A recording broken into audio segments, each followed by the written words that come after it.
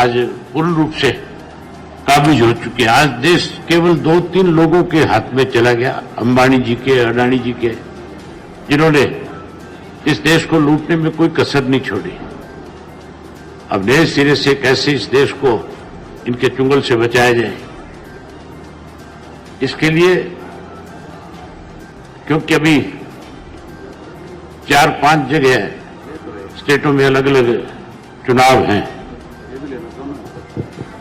अलग अलग चुनाव हैं, अलग अलग प्रदेश में। तो हमने हरियाणा के अंदर आपस में मिलकर के विधानसभा का चुनाव लड़ने का फैसला लिया है और मुझे पूर्ण उम्मीद है कि हम इस विधानसभा के चुनाव के अंदर लोगों की इच्छा के अनुरूप, आज आम आदमी की भावना है कि भारतीय जनता पार्टी जो 10 साल से इस प्रदेश को लूटी है उसको सत्ता से बाहर किया जाए, और कांग्रेस पार्टी जिसने पहले 10 साल इस प्रदेश को लूटने का काम किया है उसको सत्ता से दूर रखा जाए। इसलिए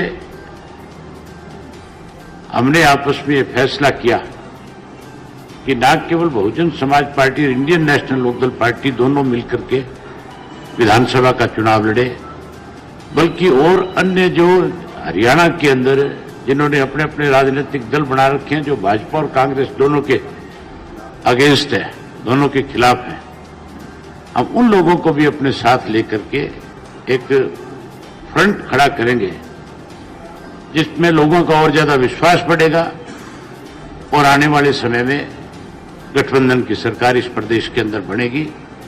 इस बात का मुझे पूर्ण विश्वास और भरोसा है। उन्होंने जेजेपी को भी वोट डाल के देखा, उन्होंने कांग्रेस को भी वोट डाल के देखा और भाजपा को भी वोट डाल के देखा। अब तीनों ने सत्ता चलाई है, सरकार चलाई है काफी लंबे समय तक, और अगर आप गांव-गांव में घूमेंगे और लोगों से बातचीत करेंगे तो आपको मालूम होगा कि किस तरह यहाँ पे लोगों में कितना गुस्सा और कितना आक्रोश है, कि किस तरह उनकी बातें नहीं सुनी गई, किस तरह उनके लिए काम नहीं किया गया। जैसा चौटाला जी ने बताया, अभय चौटाला जी ने बताया है कि यहाँ पे सरकारों में कितनी कमियां रही हैं, तो उन्हीं मुद्दों को लेके हमें लगता है कि गठबंधन की सरकार यहाँ पर बहुत अच्छा रिजल्ट दे पाएगी। जी देखिए, जैसे आपको पहले बताया था, नहीं देखिए बिल्कुल पहले आपको जैसे बताया था कि जो गठबंधन जाता है वो 2 फैमिलीज का एक रिश्ता होता है, जो राजनीतिक दलों का एक रिश्ता होता है। जब कोई चीज कंफ्यूजन में रहती है या कोई कंसर्न आती है तो वो आपस में बात करके ही डिसीजन लिया जाता है। तो पहले भी आपस में बात करके डिसीजन लिया था, पर इस बारी हमें पूरा भरोसा है, पूरा कॉन्फिडेंस है कि इस बारी हम नई सारी खाली चुनाव लड़ेंगे, बल्कि जबकि सरकार भी बनाएंगे। जी थैंक यू।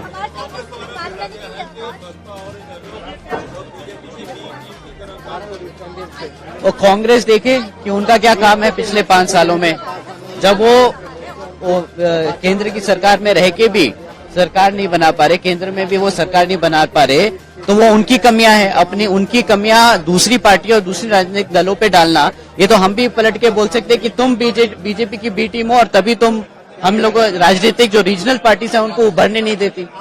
खैर, thank you so much. Thank you.